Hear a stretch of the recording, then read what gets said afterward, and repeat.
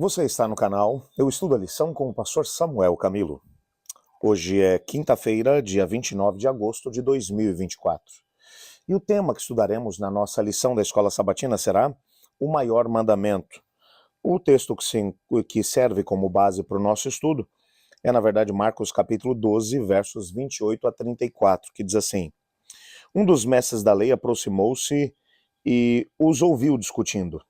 Notando que Jesus lhe dera uma boa resposta, perguntou-lhe: De todos os mandamentos, qual é o mais importante? Respondeu Jesus: O maior e mais importante é esse: Ouve, ó Israel, o Senhor nosso Deus, o Senhor é o único Senhor. Ame o Senhor seu Deus de todo o teu coração, de toda a sua alma e de todo o seu entendimento e de todas as suas forças.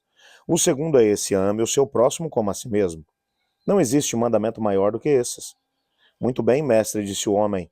Está certo ao que dizes, que Deus é o único e que não existe outro além dele. Amá-lo de todo o coração e todo o entendimento, todas as forças, e amar ao próximo como a si mesmo é mais importante do que todos os sacrifícios e ofertas.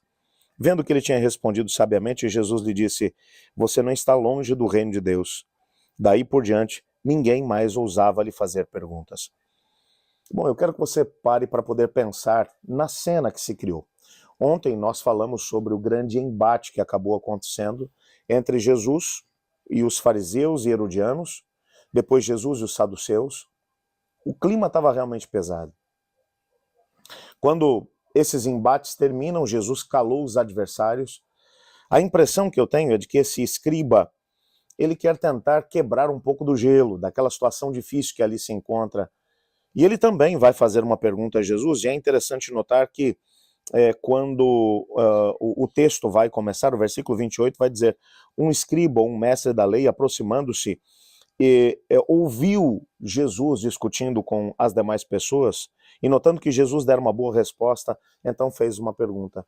A pergunta dele é dupla. Alguns comentaristas bíblicos mencionam que, na verdade, ele estava tentando fazer uma análise do conhecimento de Cristo em relação às escrituras hebraicas. Jesus não tinha frequentado nenhuma escola rabínica. E Jesus não tinha participado de um estudo formal. Quando estou dizendo isso, é que um menino, quando fazia 12 anos, ele tinha a oportunidade de poder ir para uma escola rabínica. Havia uma escola muito boa, em anexo ao próprio templo, dentro das dependências do templo, que era uma escola que, na época, era dirigida pelo rabino Gamaliel. Gamaliel era neto de Hilel, um dos grandes mestres de Israel. O Paulo, o apóstolo Paulo, foi aluno da escola de Gamaliel.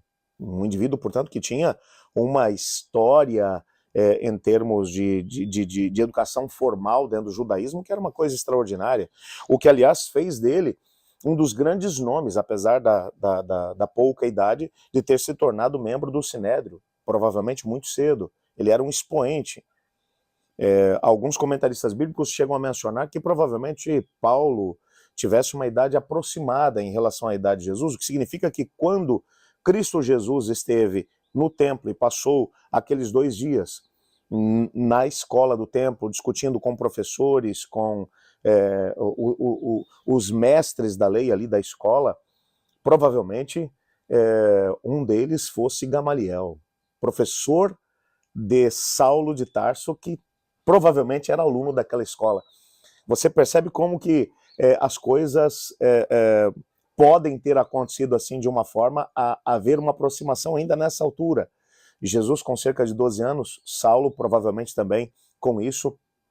Mas o fato é que Jesus ele não tinha tido a oportunidade de estar numa escola rabínica. É bem verdade que no livro das Atos das Nações, o que o texto deixa claro é que os líderes daquela mesma escola propuseram a José e Maria que o menino ficasse estudando ali, porque o conhecimento que ele tinha era muito grande. Ele calou os mestres, fazendo-lhes perguntas que eles tinham dificuldade de poder responder. Então, nessa perspectiva, você percebe que alguns comentaristas vão dizer que como Cristo não tinha estudado com nenhum rabino de grande importância, talvez esse escriba possa ter feito a pergunta tentando experimentar o conhecimento de Jesus. Pode ser que tenha sido isso. Mas uma coisa é fato, o texto vai dizer que ele ouviu a discussão de Jesus com os herodianos, com os fariseus, com os saduceus e viu as respostas que Jesus deu.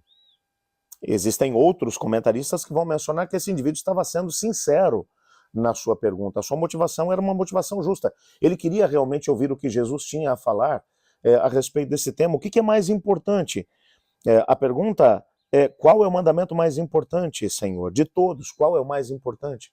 E Jesus vai citar o Shema, que era nada mais nada menos do que uma oração que era feita todos os dias pelos judeus. Ouve, ó Israel, o Senhor é nosso único Deus.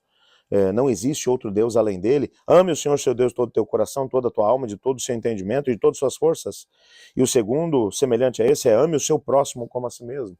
Jesus vai citar o Antigo Testamento, que na verdade esses dois mandamentos eram uma espécie de resumo das duas tábuas. Os mandamentos escritos pelo dedo de Deus haviam sido escritos em duas tábuas. Na primeira, estavam contidos os primeiros 4 mandamentos, que dizem respeito ao amor a Deus. Na segunda tábua, o amor ao próximo. Todos os mandamentos que dizem respeito a isso. Então, o resumo seria: qual o maior mandamento? Amar a Deus sobre todas as coisas. E o segundo, semelhante a esse, amar o próximo como a si mesmo. Ele estava falando, Jesus estava citando a primeira tábua e a segunda tábua dos 10 mandamentos.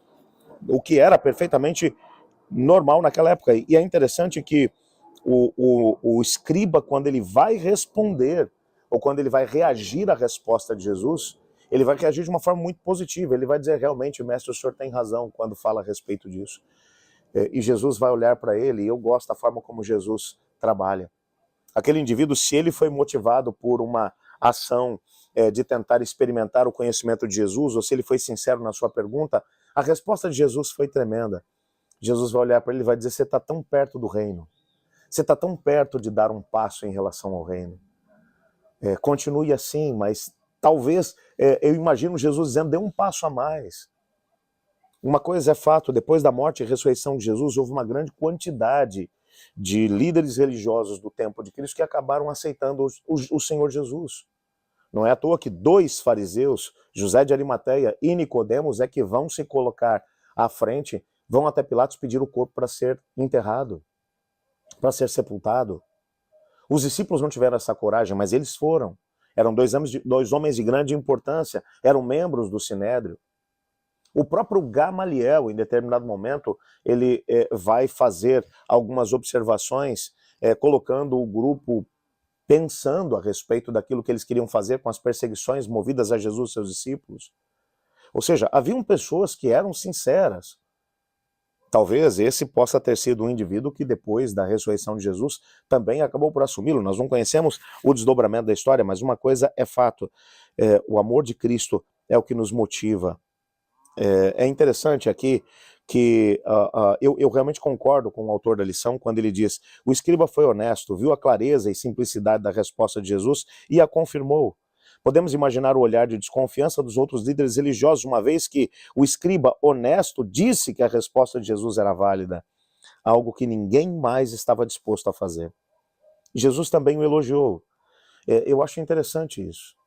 Todas as vezes que a palavra de Cristo chega ao nosso coração, nós somos confrontados com a ideia de podermos abrir o coração diante dele, de podermos assumi-lo como Senhor e Salvador, de assumi-lo, de deixar que ele seja Deus na nossa história, que ele seja mestre, que ele seja o Senhor absoluto.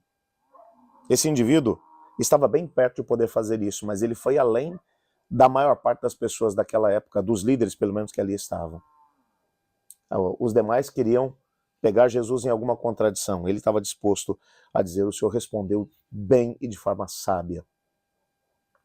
O Senhor tem buscado também pessoas com o seu coração sincero. Nessa semana eu estou na igreja dos Campos Verdes, aqui na região de Alvorada, no Rio Grande do Sul. Tem sido realmente uma bênção poder estar junto com os meus irmãos, apesar do grande frio que está fazendo aqui, viu? Você olha aí para o lado, hoje a gente está com um dia bem claro, céu bem azul. Mas não se engane, eu posso dizer a você, nesse momento, enquanto estou gravando essa lição, nós estamos aqui com 8 graus. Hoje pela manhã nós estivemos com 5 graus aqui, enquanto estou fazendo essa gravação. Mesmo com esse céu azul, temperaturas bem baixas.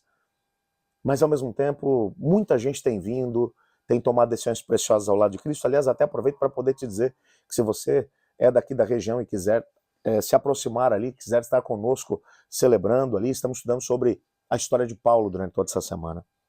Mas eu queria olhar agora para você que está nesse momento estudando essa lição comigo e te desafiar a assumir Cristo Jesus na sua vida. Talvez hoje haja alguém que está aí do outro lado que tem se perguntado se vale a pena servir a Jesus, se vale a pena assumir um comprometimento com Ele.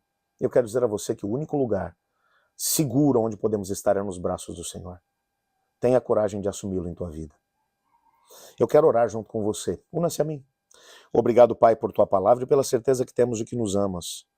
Obrigado, Pai, por sabermos que podemos sempre contar contigo em cada momento da nossa vida. Ajuda-nos a permanecermos firmes no Senhor. Colocamos também diante do Senhor cada pedido que está no coração dos seus filhos, cada necessidade que cada um de nós tem, pedindo também que o Senhor nos purifique dos nossos pecados. Nesse momento só clamamos. Aceita-nos como estamos, pois é em nome de Jesus que oramos. Amém. Eu estudo a lição e você?